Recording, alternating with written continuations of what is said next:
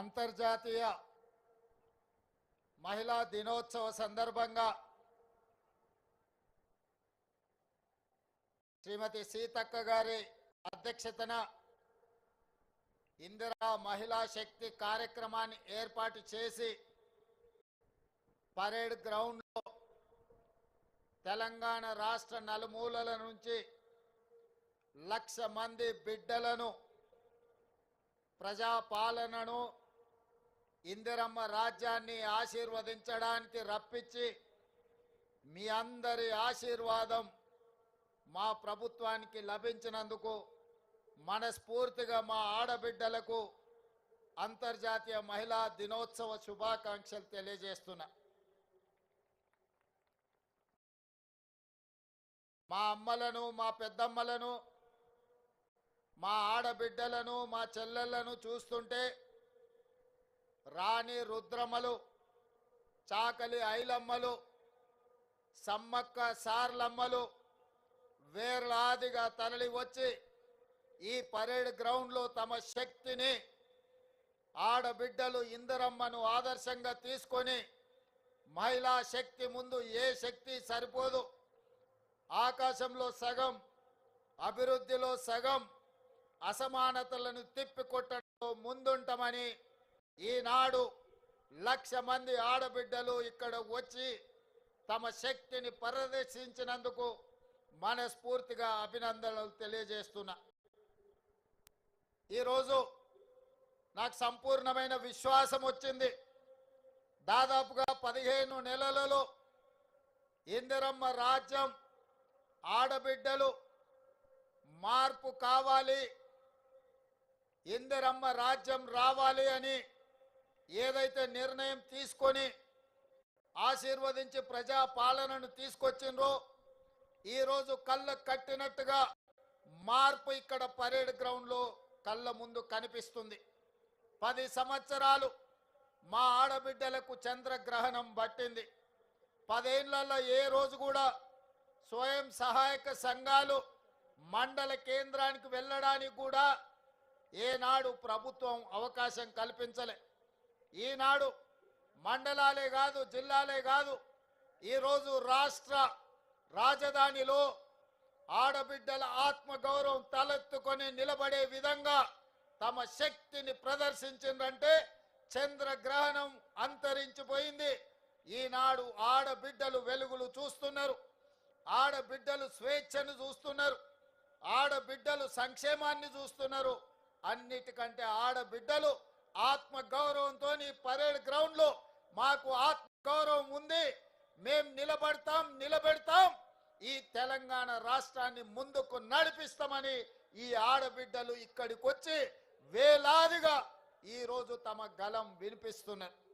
ఇవాళ మా ఆడబిడ్డలను నేను అడగదలుచుకున్న 10 సంవత్సరాలు ఆనాటి పాలనను చూసిండ్రు, 15 నెలల ఈనాటి పాలనను మీరు చూస్తున్నారు. ఆనాడు ఎప్పుడైనా ప్రభుత్వం మీ పట్ల ఏ విధంగా వ్యవహరించిందో, ప్రభుత్వం మీ పట్ల ఏ విధమైన వివక్ష చూపించిందో మీరు చూస్తున్నారు. ఇవాళ మన ప్రభుత్వం, మీ ప్రభుత్వం, ఇందిరమ్మ ప్రభుత్వం వచ్చిన తర్వాత అన్ని సంఘాలను, మా అధికారులను సమన్వయపరిచి, మా మంత్రులను సమన్వయపరిచి ఖచ్చితంగా సంఘాలన్నిటినీ ఏకీకృతం చేయాలి, సంఘాలకు సహాయం అందించాలి, సంఘాలను బలోపేతం చేయాలి. ఎప్పుడైతే ఈ సంఘాలను బలోపేతం చేసి ఆర్థికంగా నిలబెడతామో అప్పుడే తెలంగాణ రాష్ట్రం $1 ట్రిలియన్ ఎకానమీని మనం సాధించాలి. అంటే ఆడబిడ్డలు కోటీశ్వర్లు కావాలి అని మంత్రివర్గంలో మేము మాట్లాడి నిర్ణయం తీసుకున్నాం. అంతర్జాతీయ వేదికల్లో, జాతీయ వేదికల్లో నేను పదే మాట్లాడిన మా తెలంగాణ రాష్ట్రం $1 ట్రిలియన్ ఎకానమీని ఈరోజు సృష్టించబోతున్నామని. అది నా శక్తి మీద విశ్వాసంతోనో, నా పనితనం మీద నమ్మకంతోనో కాదు. నా నమ్మకం మా ఆడబిడ్డలు, నా విశ్వాసం మా ఆడబిడ్డలు. 1 కోటి మంది ఆడబిడ్డలను కోటీశ్వరులను చేసిన రోజు తెలంగాణ రాష్ట్రం యొక్క ఆర్థిక వ్యవస్థ $1 ట్రిలియన్ ఎకానమీని చేరడం అనేది పెద్ద సమస్య కాదని నేను ఈ వేదిక మీద నుంచి మాట్లాడదలుచుకున్నా. మా ఆడబిడ్డలకు గతంలో పాఠశాలల సంగతి తెలియదు. మా ఆడబిడ్డలకు గతంలో ఐకేపీ కేంద్రాలను నిర్వహిస్తే వాళ్లకు రావాల్సిన నిధులు ఎప్పుడు వస్తాయో తెలియదు. కానీ ఈనాడు మన ప్రభుత్వం వచ్చిన తర్వాత ఆదర్శ అమ్మ ఆదర్శ పాఠశాలల పేరు మీద పాఠశాలల నిర్వహణ మొత్తం మా ఆడబిడ్డలకే అప్పచెప్పినాం. ఎందుకంటే తండాలలో గూడాలలో మారుమూల పల్లెల్లో ఉన్న మా పేదలే మా స్వయం సహాయక సంఘాల సభ్యులు. ఈరోజు తెలంగాణ రాష్ట్రంలో దాదాపుగా 65 లక్షల మంది ఆడబిడ్డలు సంఘాలలో ఉన్నారంటే వాళ్ళ బిడ్డలే ప్రభుత్వ పాఠశాలల్లో చదువుకుంటున్నారు. అందుకే ఆలోచన చేసి ఈ పాఠశాలల్ని కార్పొరేట్ పాఠశాలలతో పోటీ పడే విధంగా వాటి నిర్వహణ ఉండాలి. వాటి నిర్మాణం అన్ని ఆడబిడ్డల చేతుల్లో ఉండాలి అని ఈరోజు రాష్ట్ర ప్రభుత్వం పాఠశాలలన్నిటిని కూడా మా ఆడబిడ్డలకు అప్పచెప్పినాం. ఇదే కాదు, రెసిడెన్షియల్ స్కూళ్ళలో ఉండే పిల్లలకు బట్టలు కుట్టే కార్యక్రమం ఆనాడు చంద్రశేఖరరావు గారు వాళ్ళ మంత్రులు కమిషన్ల కక్కుర్తిపడి ఎవరెవరికో కార్పొరేట్ కంపెనీలకు బట్టలు కుట్టే ఆర్డర్ ఇచ్చిండ్రు. కానీ మన ప్రభుత్వం వచ్చిన తర్వాత బట్టలు కుట్టే చేతి వృత్తి ఈనాడు మా ఆడబిడ్డలకు చేతనవును. ఇంట్లో కూర్చున్నా 1000 రూపాయలు సంపాదించాలి అన్న ఆలోచనతోని 1,30,00,000 జతల బట్టలు రెసిడెన్షియల్ స్కూళ్ళలో ఉండే ఆడపిల్లలకు మగ పిల్లలకు పాఠశాల తెరిచిన మొదటి రోజే బట్టలు అందించే విధంగా ఈరోజు బట్టలు కుట్టించే కార్యక్రమం మా ఆడబిడ్డలకు ఇచ్చినాం. ఆనాడు 25 రూపాయలు ఉండే కుట్టుగూళ్ళు, మరి ఈనాడు మా ఆర్థిక మంత్రి బట్టి విక్రమార్క గారు దాన్ని 75 రూపాయలకు పెంచి మా ఆడబిడ్డలకు గిట్టుబాటు కావాలి, లాభసాటిగా ఉండాలి. 4 రూపాయలు సంపాదిస్తే వాళ్ళ కుటుంబానికి ఉపయోగపడుతుందని చెప్పి ఈరోజు 75 రూపాయలు ఇచ్చినాం. ఇదే కాదు, జిల్లా కేంద్రాలలో ఇందిరా మహిళా శక్తి భవనాలు ఉండాలి. మీ సమావేశాలు కార్పొరేట్ కంపెనీలతో పోటీ పడే విధంగా మహిళా సంఘాల సమావేశాలు జరగాలి. మీ ఆర్థిక విధానాన్ని మీరు అక్కడ చర్చించుకోవాలని ప్రతి జిల్లా కేంద్రానికి ఇందిరా మహిళా శక్తి భవనాన్ని కేటాయించడమే కాదు, ప్రతి కేంద్రానికి 25 కోట్ల రూపాయలు కేటాయించి అద్భుతమైన భవనాలు కట్టుకోవడానికి మా ఆడబిడ్డలకి ఈరోజు మనము నిధులు ఇచ్చుకున్నాము. మిమ్మల్ని బలోపేతం చేసే కార్యక్రమాన్ని ఈరోజు మనం తీసుకున్నాం. ఇదే కాదు, ఓట్లు వచ్చినప్పుడు పంటలు పండినప్పుడు ఐకేపీ కేంద్రాలు నడిపి ఆ తర్వాత మా ఆడబిడ్డలకు పని లేకుండా ఉండకుండా ఇంతకుముందే మిత్రుడు బట్టి విక్రమార్క గారు చెప్పిండ్రు, మేము ఈరోజు మీకు 1000 మెగావాట్లు సోలార్ విద్యుత్ ఉత్పత్తి చేసి నిర్వహించి విద్యుత్ శాఖకు అమ్మే విధంగా ఈరోజు ఒప్పందాలు చేసినాం. మా ఆడబిడ్డలు ఇందులో చాలా మంది చదువుకున్న వాళ్ళు ఉన్నారు, పీజీలు పిహెచ్డి చేసిన వాళ్ళు సంఘాలలో సభ్యులు ఉన్నారు. నేను అడుగుతున్న ఈరోజు మా ఆడబిడ్డలు మా చదువుకున్న వాళ్ళు మా సోదరి మనులను ఆనాడు సోలార్ విద్యుత్ ఉత్పత్తి అంటే అదానీ అంబానీ కార్పొరేట్ కంపెనీలు చేసే వ్యాపారంగా చర్చ జరిగింది. నేను ఇవాళ మిమ్మల్ని అడుగుతున్నా, అదానీ అంబానీలతో మా ఆడబిడ్డలు పోటీ పడి సోలార్ విద్యుత్తును ఉత్పత్తి చేసి 1000 మెగావాట్లు ఈరోజు రాష్ట్ర ప్రభుత్వానికి సరఫరా చేసే ఒప్పందాన్ని ఈరోజు మా ఆడబిడ్డలకు అప్పచెప్పినము అంటే ఈ రాష్ట్ర ప్రభుత్వానికి మా ఆడబిడ్డల మీద ఉన్న విశ్వాసం, నమ్మకం. ఇది ఈరోజు మా ఆడబిడ్డలు అదానీ అంబానీలనే వ్యాపారంలో పోటీ పడగలరని మన ప్రభుత్వం విశ్వసించింది. ఇదే కాదు, మా మిత్రుడు పొన్నం ప్రభాకర్ గారు వారి శాఖ రవాణా శాఖ ఆర్టీసీలో బస్సులు ఎవరెవరో పెట్టుబడిదారులు కొని ఆ బస్సులు ఆర్టీసీలో కిరాయికి పెడితే వాళ్ళు ఎవరో లాభం పొందుతున్నారు. అందుకే మిత్రుడు పొన్నం ప్రభాకర్ గారితో మాట్లాడి మీరు మీ ఆర్టీసీలో బస్సులు ఎవరికో లీజులకు ఇవ్వడం కాదు, మా ఆడబిడ్డలతో బస్సులు కొనిస్తాం, 1000 బస్సులు మా ఆడబిడ్డలతో కొనిచ్చి మీ ఆర్టీసీకి అద్దెకిస్తాం, తీసుకోవాలని చెప్పి వారితో మాట్లాడిన వారి శాఖ ఎండి సజ్జనార్ గారు వాళ్ళందరూ ఆలోచన చేసి ఈ బస్సులు ఈరోజు ఇస్తున్న బస్సులు ఆషామాషి బస్సులు కాదు, ఎలక్ట్రిక్ బస్సులు ఇప్పుడే 150 బస్సులు ఇక్కడనే ఇదే పరేడ్ గ్రౌండ్ లో మీ కళ్ళ సాక్షిగా ఈ రోజు బస్సులను ప్రారంభించుకున్నాం.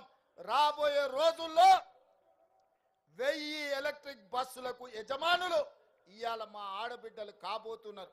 ఎవరో పెద్ద పెద్ద ట్రావెల్స్ వాళ్ళు చేసే వ్యాపారం, డబ్బులు ఉన్నోళ్ళు, కేసీఆర్ బంధువులు ఆర్టీసీలో అద్దెకు పెట్టుకునేది. కానీ ఇవాళ మా ఆత్మ బంధువులు మీరు, పేగు బంధం ఉన్న మీ సోదరుడు ఇవాళ తెలంగాణ రాష్ట్ర ముఖ్యమంత్రిగా ఉన్నాడు కాబట్టే ఈ రోజు మా ఆడబిడ్డలకు 1000 ఆర్టీసీ ఎలక్ట్రిక్ బస్సులు అద్దెకిచ్చి ప్రతి నెల లక్షల రూపాయలు సంపాదించుకునే అవకాశం ఈ రోజు మా ఆడబిడ్డలకు వచ్చింది అనంటే మీ ఆశీర్వాదం, మీరు అండగా నిలబడబట్టే. ఆనాడు చంద్రశేఖరరావు మొదటి 5 సంవత్సరాలు ఒక్క ఆడబిడ్డను కూడా మంత్రివర్గంలో తీసుకోలేదు. కానీ ఈనాడు కొండా సురేఖమ్మ, సీతక్క ఈరోజు మంత్రివర్గంలో ఉండి ఆడబిడ్డల ప్రతినిధులుగా మీ తరఫున మాట్లాడి, మీ తరఫున కొట్లాడి, మీ సంక్షేమం కోసం, మీ అభివృద్ధి కోసం, మీ ఆత్మ గౌరవం కోసం నిలబడ్డారు. ఇవాళ మహిళా కమిషన్ నుంచి మొదలు పెడితే కార్పొరేషన్ల వరకు ప్రతి ఒక్కరిని ఈరోజు మన ప్రభుత్వం మహిళలకు సముచితమైన స్థానం ఇచ్చింది. ఇదే కాదు, ఇవాళ నేను గుర్తు చేయదలుచుకున్నా, మా మేయర్ గారు ఉన్నారు వేదిక మీద, మా డిప్యూటీ మేయర్ గారు ఉన్నారు, మా ఆడబిడ్డలు ఎంపీపీలు, జడ్పీటీసీలు, జిల్లా పరిషత్ చైర్పర్సన్స్, సర్పంచులుగా ఉన్నోళ్ళు ఉన్నారు. తల్లి ఆనాడు మీకు పరిపాలనలో భాగస్వాములు కావాలి, మీ చేతిలో అధికారం ఉండాలి అని రాజీవ్ గాంధీ గారు కలలు కని స్థానిక సంస్థల్లో మహిళలకు మహిళా రిజర్వేషన్ తెచ్చింది కాబట్టి ఈ రోజు ఆడబిడ్డలు జిల్లా పరిషత్ చైర్పర్సన్స్, మేయర్లు, మున్సిపల్ చైర్పర్సన్స్, జడ్పీటీసీలు, ఎంపీటీసీలు, సర్పంచులు అవుతున్నారు. ఈ అభివృద్ధిని, మీ పనితనాన్ని చూసి శ్రీమతి సోనియా గాంధీ గారు చట్ట సభలలో ఎమ్మెల్యేలుగా, ఎంపీలుగా, ఎమ్మెల్సీలుగా ఆడబిడ్డలు రాణించాలని రాజ్యసభలో మహిళా రిజర్వేషన్ పాసు చేసి ఇవాళ మహిళలకు చట్ట సభలలో రిజర్వేషన్లు కాంగ్రెస్ పార్టీ సోనియా గాంధీ గారు కల్పించారు.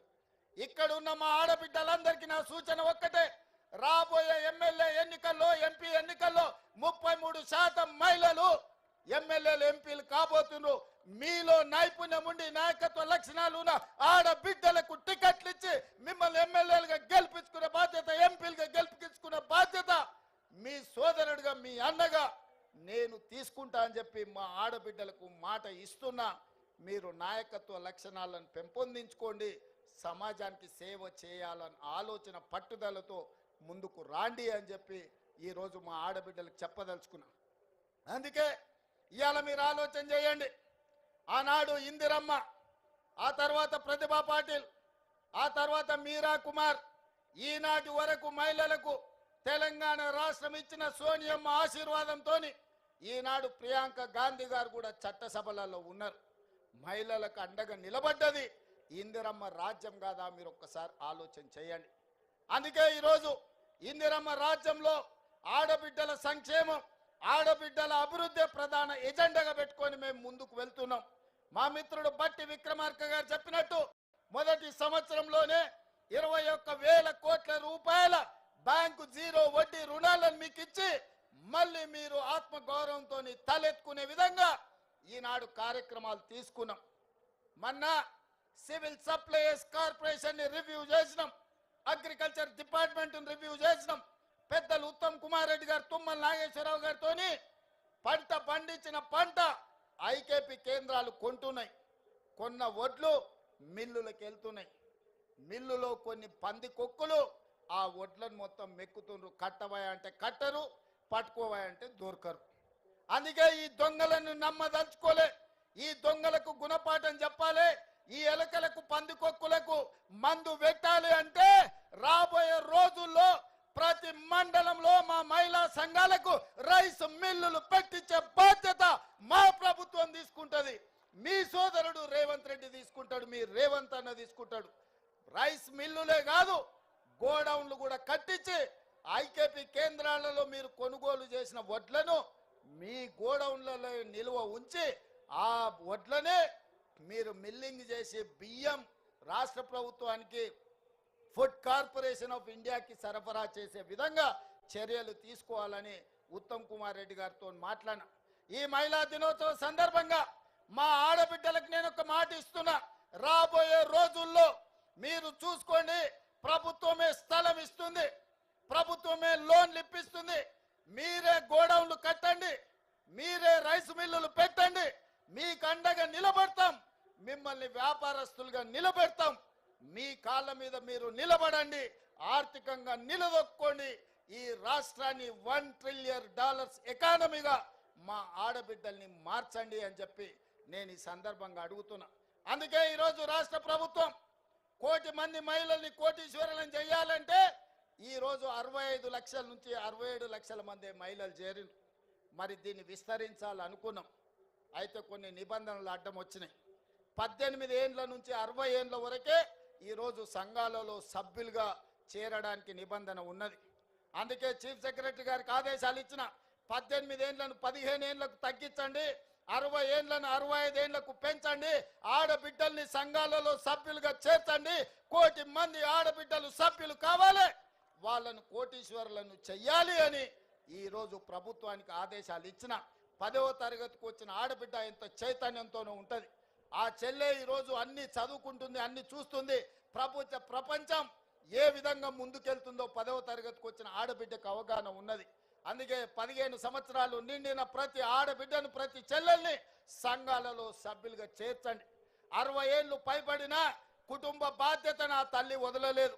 ఇంటాయన తిరగబోయినా, కొడుకు చేతికి రాకపోయినా తల్లిగా మీరే కుటుంబ బాధ్యత నెరవేరుస్తున్నారు. కూలి నాలి ఇంటి పని పాచి పని చేసి వ్యవసాయ పనులను చేసి ఈరోజు కుటుంబాలను 60 ఏళ్ళ పైబడ్డ ఆడబిడ్డల బాధ్యత మోస్తున్నారు. అందుకే 60 ఏళ్ళు పైబడిన ఆడబిడ్డల్ని కూడా, అక్కల్ని పెద్దమ్మల్ని ఈరోజు సంఘాలలో సభ్యులుగా చేయడానికి నిబంధనలను సడలించినాం. అందుకే మా అధికారులకు, మా ఆడబిడ్డలకు సూచన చేస్తున్నా, సభ్యులను పెంచండి, 1 కోటి మంది కాండి, 1 కోటి మందిని కోటీశ్వరులను చేయడానికి నా వంతు ప్రయత్నం, అండగా మీతో నిలబడతా. చివరగా ఒక్క మాట నేను చెప్పదలుచుకున్నా, చంద్రగ్రహణం పోయింది, మన జీవితాలలో వెలుగులు వచ్చినాయి. ఇందిరా మహిళా శక్తి అంటే ప్రపంచానికే ఆదర్శంగా నిలబడే ప్రయత్నం చేద్దాం.